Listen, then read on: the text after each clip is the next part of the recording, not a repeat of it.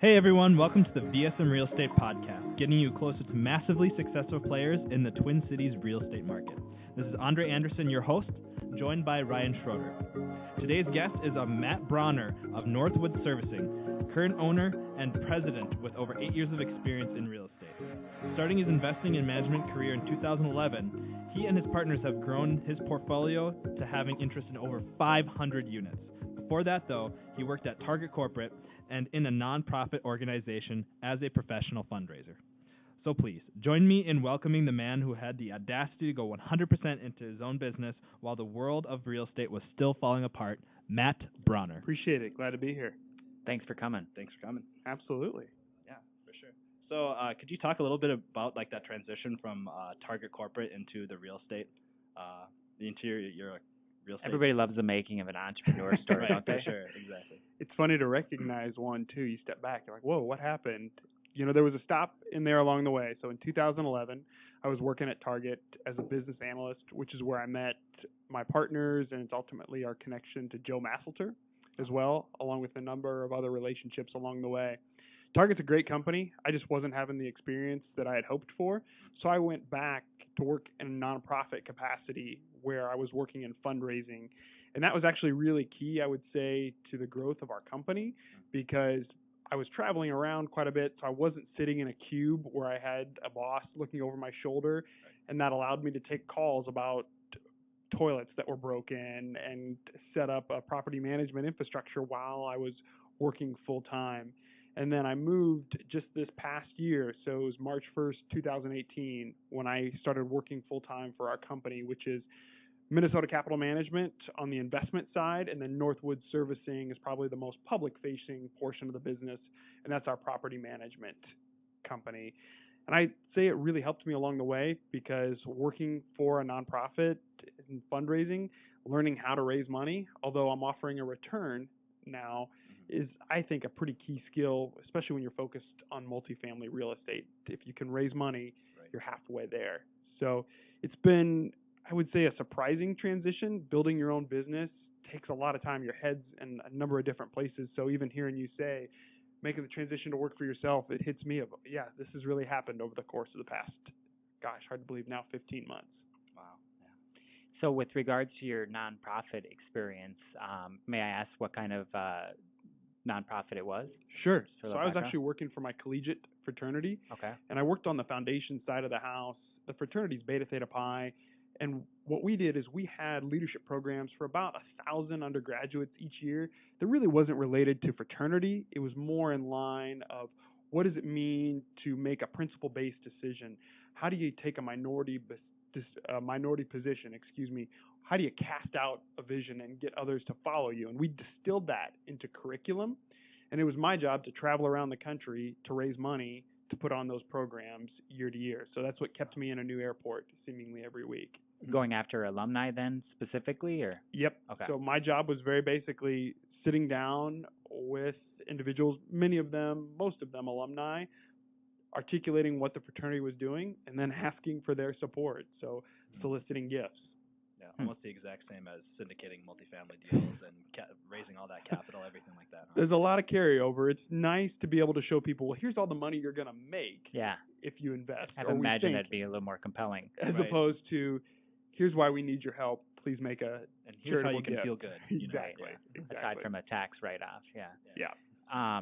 So was any part of your experience at Target very translatable to the real estate world, or do you find that those were all skills you had to develop along the way? You know, I think two things stick out to me about my time at Target. First is just the value of relationships. You know, I'm here because I was blessed enough to find my partners, and I met them through Target. And a number of the key relationships that have grown our company, whether it's been Joe Masselter or Alex Eaton, ultimately go back to Target. So I would say, looking back on it, I learned the value of relationships. And then, as we were talking about, when it comes to real estate and growing a business, obviously soliciting funds, as you talk about, syndications is a key part of it. But real estate for an investment side has an analytical nature, and that's certainly the culture of Target. And I think that was something new to me the time that I worked there, and it's something I've seen from my partners who still work there. So I think it's the analytical mindset as well as the importance of relationships that I would really trace back to some of my time at Target. So how many partners are there again? There's 6, including 6? me. Okay. Mm-hmm. And are you the only one that's made the leap to doing this full time? Right now, I'm the only one. And is that largely because you're responsible for the management of these assets? Mm-hmm. Okay. The way I like to say it is we were at a point as a company where there was an opportunity and a need to have somebody do this full time. I was at a point with my other job where if I took a different position there, it would likely take me working full time for MCM, our company, off the table. And so as we sat down, it was, well, it's kind of now or never in terms of my role with the company. And I was really involved day to day because of the work that I did with property management. I think my time in fundraising was a good carryover. And so it was really the timing of it that drove that particular decision. And we've seen as many bumps along the way as we've had. When you put somebody on it full time, it opens up new opportunities for you. Yeah, absolutely.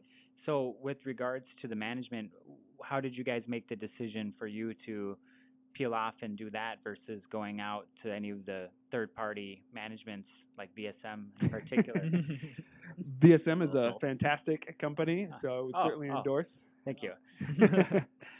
I think 2 things stand out. One is to understand and value real estate, you have to understand good management. You can have the greatest assets in the world, but if you can't manage them, they're not worth a nickel. And then I personally like property management because, as we were talking about before things got started here, the market goes up and down and you can get presented with different opportunities. Properties are always going to need to be managed. So it's really nice to have an income related to the service industry that you can fall back on. Frankly, looking like the market we have here in the Twin Cities, it's wonderful for the units that we own. Yep. But as we go out and try to find new deals, it's a seller's market out there. And we don't want to overpay, not even by a penny. And so it's good that we have the management piece to fall back on. Mm-hmm. That reminds me of his comment about the other speaker that you heard talking about the importance of the property management component. I think that when you're in it, like we are, all of us, we tend to sometimes maybe take for granted the property management aspect of it because it's by far the least sexy part of what we do. It's the grunt work, but I always used to tell people that management is kind of the dirty work that gets your foot in the door, and then you get exposed to transactions and eventually other sort of ancillary revenues, and management is considered recession proof as well. So people will always need a place to stay. So I guess there's some pros to it for sure. Yeah, you've certainly hit on a lot of reasons we're continuing to invest in our property management. We believe our next deals are going to come from property management. This probably more applies to the multifamily sector than it does to the residential, but deals worth doing are not on LoopNet. You don't find them online. They're all through the relationships that you have, or they're on deals that you can find by working directly with the owner, where if you're managing the property, you have the owner tell you, I'm so sick and tired of this place, I'm ready to move on. That's your opening. Well, I'll buy it. Mm-hmm. I know what goes into it here. Yeah. So it's one other line that you have to find deals. Yeah.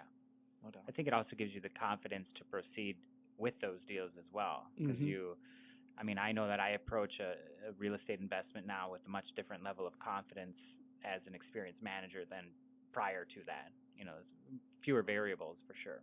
So. I think you also always have to know how a deal operates at its fundamental level. So again, as you get into multifamily, you can get into some complicated deal structures, all things to look at and can make a deal profitable or not. But at the end of the day, you got to understand, can I grow rents here?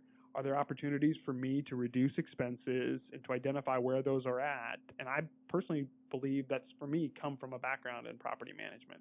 Mm-hmm. Fantastic.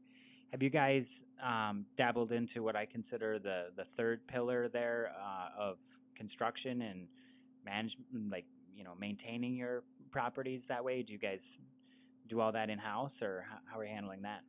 Sure. So right now, a lot of that is farmed out. We do have someone doing maintenance full-time for us. I'm in the handyman? A handyman, yeah. I'm in the process of getting my general contractor's license so that we can bring more of that in-house. I think that's a revenue stream as you look at what you can sell.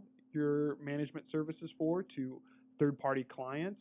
And then it's cheaper to do things in-house than if you're having to call Roto-Rooter every time you have a leak. Yeah, absolutely. Well, I would say that was a pretty big move for me, too, to get my general contractor's license. I've only had it since January, and I definitely think it was the right move because we were able to reduce our costs for our clients by about, 50%.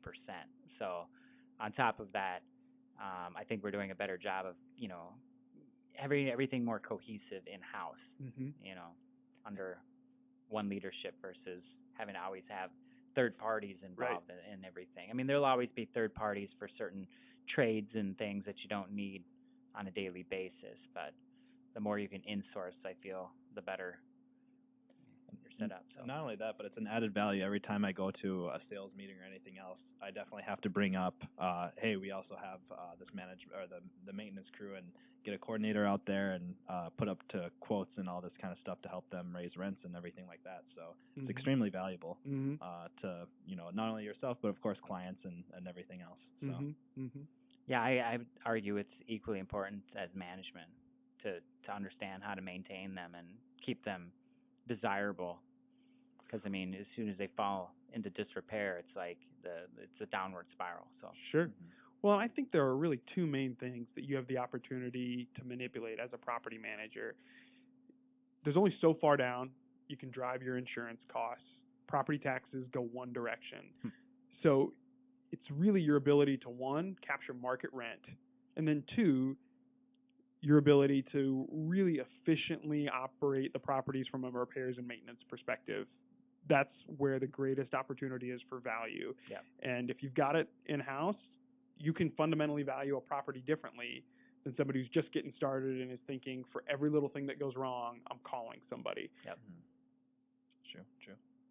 So for you and your partners, did you all start like right away into the multifamily industry, or did you get to maybe single-family homes, this kind of thing, or how did We it actually start? started with townhomes. We started buying townhomes up in Ramsey and Anoka. It was almost an aberration that we saw in the market, and we were fortunate enough to be able to organize. Yeah. You had to do your homework on the HOA, but we found these properties that, you're talking about homes like 1,800 square feet, 3-bedroom, 2-bathroom, that were going for $80,000 still in 2011. Yeah. Looking back on it, I wish I would have taken every nickel a bank would ever give me and bought every single one of them, because we hemmed and hawed like, oh, is it really worth $90,000? We even saw ones that today would be wonderful investments listed for $60,000 back in 2011. But we liked the townhomes because you can mitigate your risk by doing your homework on the HOA so that you've got coverage for all your exterior maintenance items, which is where things can add up quickly. And then you also get your exterior maintenance, things like snow removal and lawn care, handled through the HOA. So again, it's dependent. You did your homework to make sure that the HOA is fundamentally sound and they don't have a whole lot of fat built into the budget. But that's how we were able to build over time. And we have about 20 to 25 townhomes still. And then as we grew as a company and evolved, then we started to get into duplexes, fourplexes, and it's really been of late that we've really turned our focus to multifamily. I like townhomes for one other reason, too, that you didn't mention, which is it's another set of eyes managing it, and there's rules and regulations and things in place that kind of keep everybody in line a little bit. There's just another variable taken out of the equation. So that's a great point. Yeah. Just knowing that there's somebody else watching the property. Right. And there's always some tattletale in the neighborhood who's got their rule book in hand ready to narc someone out for their minor transgressions. So they have 3 flower pots on the front lawn. They're only supposed to have 2. We joked that they were sitting in the front window with a laminated copy of the HOA rules, just sitting there waiting to mark it up. It's always some retired person with a lot of time on their hands. I find that, is taking pictures of every infraction and sending it into the management company. We used to do some HOA management, and we got out of it for that reason. It was just, I don't know. I didn't enjoy it. I'll just say that. So there's a lot of emotions involved there. Stay away. That's my advice. No doubt. Do you guys manage any HOAs right now with townhomes you currently have interest in, or no? We manage our own stuff. We've got a few third-party clients, a couple of single-family homes, one kind of multifamily. It's a mixed use where it's got commercial space on the bottom and then apartments up above. And the rest of it are properties that we own. But that is, as we look to grow and we want to be able to afford more management infrastructure, more of our own maintenance team, something that we want to grow significantly, not necessarily for the HOA associations, but for different properties throughout the Twin Cities. I think that's the right move. I mean, building your management infrastructure and incrementally reducing your cost for management, because you're dissolving that over all the other third-party clients is pretty key. Using myself as an example in that way. You got the results to prove it. Yeah, I mean, I'd say I feel pretty lucky because I haven't had at least one of my own properties in however many years it's been, and I haven't, had to fix anything. It's all the infrastructure for the third party just makes it so my properties are plug and play. Right. And I just get involved on a couple of key decisions a year, and that's it. So it's fantastic. Yeah, it feels nice. So do you have any employees at your management company right now, or is it just you so far? Right now it's just me and the handyman. You'll enjoy it once you start to get to displace some of the workload a little bit. Typically those emergency calls. If we can find somebody else to take those at midnight, that would be a big plus.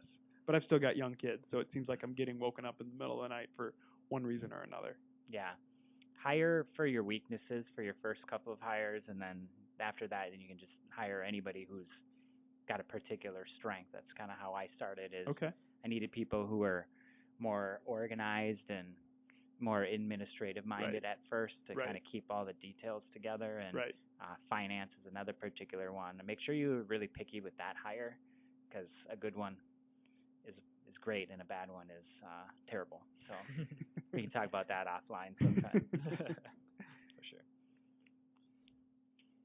So you want to talk a little bit more then about how you transition from buying townhomes and the single family type stuff and to your decision to go multifamily? Was that a result of syndication and the money, what they wanted or what you wanted, or kind of that whole process?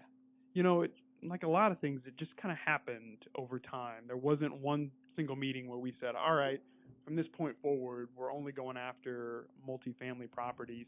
It was really in thinking back on it, 2016, and a couple other things led to that. We found the right lending partner. For so long we would go around to banks and say, hey, we've got this idea. We're going to start a real estate investment company. We want you to make loans to the LLC. And they'd say, well, that's great. Can you show us your balance sheet? And we'd say, whoa, well, that's where you come in. And we got laughed out of a lot of different banks. But then once we found the right financing partner that in turn allowed us to buy more properties, we had more capital to leverage. And in 2016, we were able to passively invest in a couple of deals, and that has grown over time with the same syndicator. And after seeing those returns and what those have allowed us to do, it then just really breeds this understanding on our part that multifamily is what we believe the most efficient and effective way to own real estate. And so that's transitioned over the past, hard to believe, almost 3 years now. And to the point where we bought our first apartment building. It's pretty small. It's 12 units over in St. Paul, where we own and operate that outright. And certainly managing a multifamily property is much different than managing a townhome. Good, hardworking people live there, but it's a different demographic of folks that you're working with. For someone that may be renting a property from a single-family home who's probably going to stay a number of years versus someone who's been a tenant their whole life and will likely continue to rent. There's just a different skill set that you need to be able to develop, and you have to run your management company a little bit differently in that regard as well. But I would say as much as we've had to learn, as much as we've stumbled along the way, our appreciation for multifamily investments only grows in terms of what we believe the returns are and then really the tax benefits as well. Sure. So for people who aren't as experienced in the world of real estate syndication and, crowdfunding and some of those kinds of terms, can you give us kind of a high-level overview of how a deal would be structured between, the people involved when you find a subject property? Let's say let's start at the point where you found an apartment building that you'd like to buy. Can you kind of walk us through it? Sure. So I like to describe syndication as the team approach to real estate. And to be clear, this is something we're learning. We've invested in a number of them. We've led a small syndication. We hope to do many, many more. But as you've said, it really starts, if you're looking at multifamily, with the property. That property will probably be owned by an entity that you create, could be an LLC, and then you are going to have what's called the general partnership, and the general partnership could be one individual, it could be a number of people based on what they bring to the table. It could be finding the deal, it could be raising the money, because we're talking about properties that can cost, on the low end, maybe $1 million up to $10 million. Once you get over that, you're getting into kind of the space where you're competing against institutional funds. But even still, raising $7 to $9 million is an incredible amount of money. So tapping into your network of people who are able to make that kind of investment is something you can bring to the table. And then the financing for multifamily is really unique. You can get into non-recourse debt, which of course is what we want, so that our assets aren't on the line. But the banks then are going to evaluate those individuals who are signing on a loan very closely. And you need a balance sheet to be able to, your net worth of the collective group who signs on that loan needs to be able to cover that. So that can include the general partnership as well.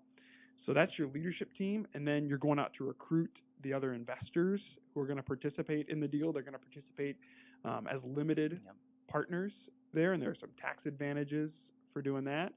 And then you're building out your team. Now, we've been a part of a number of deals where the syndicator has had his own management company, but then that's another key piece to look at. As we talked about earlier, what I would say is the most important part of, okay, now that we've got the property, now that we know where the equity money is going to come from, now that we know how we're going to finance it, how are we going to manage this property? And that, it doesn't go sequentially. It all kind of comes together at about the same time. One can lead to the other there. So that's generally how I talk about syndication, and it allows you then to stay diversified and invest in assets, in our case, all around the country. We've been lucky enough to do deals here in the Twin Cities, and we're a part of one down in Memphis, Tennessee, all the way out to Las Vegas as well.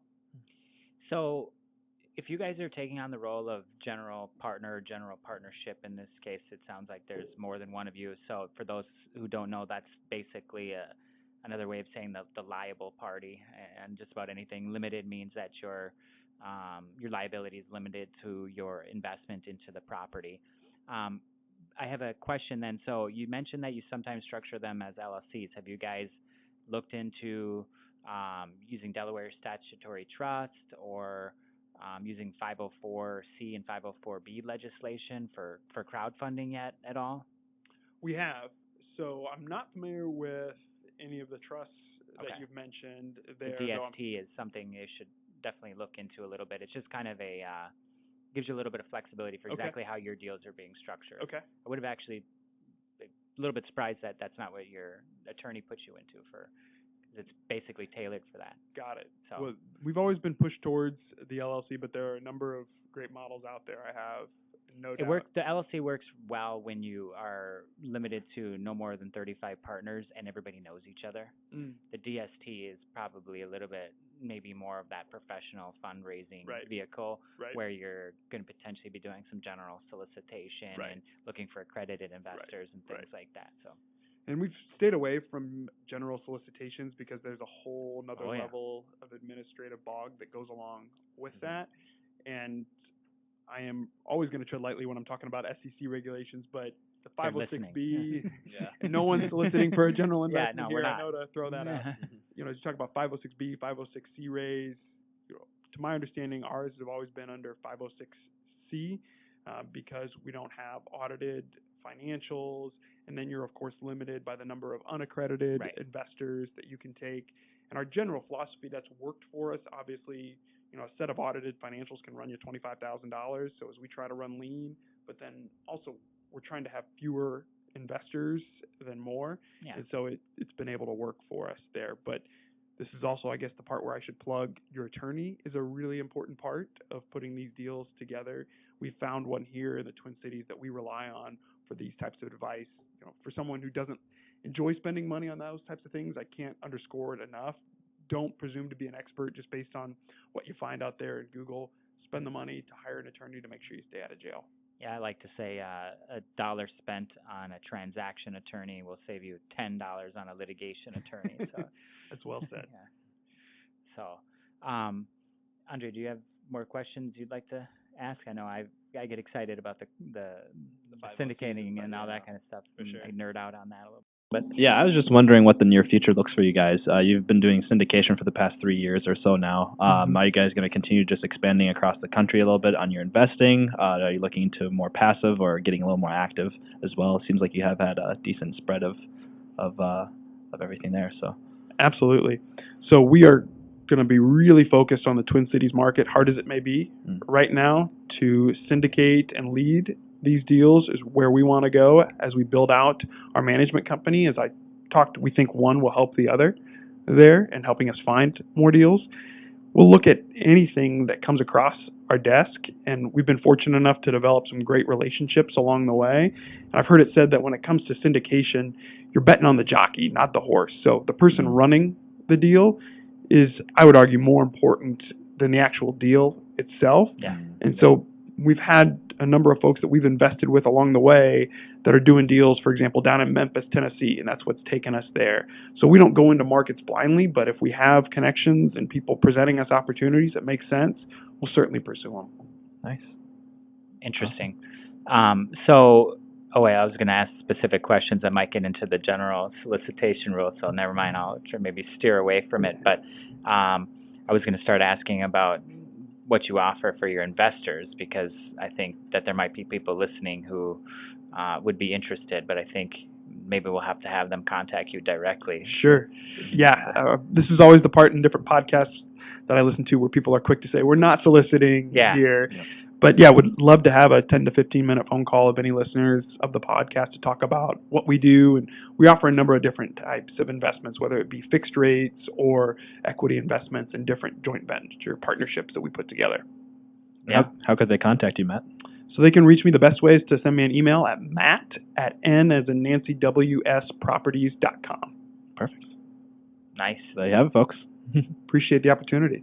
Well, thank you for coming and being our guest today and letting us pick your brain. I know this is a subject that a lot of people are very interested in, right? How do I go from having aspirations in real estate to owning a couple of single families or townhomes, and then all the way on up the food chain to syndicating big multifamily deals throughout the nation? And so it's an inspiration for, the next would-be entrepreneur. And we thank you for coming out. Appreciate the opportunity. You guys have certainly built something special here as I look around the office. It's really neat to be here. Thank you. Thank you for coming. Well, everyone, that's it. Thank you so much for joining us.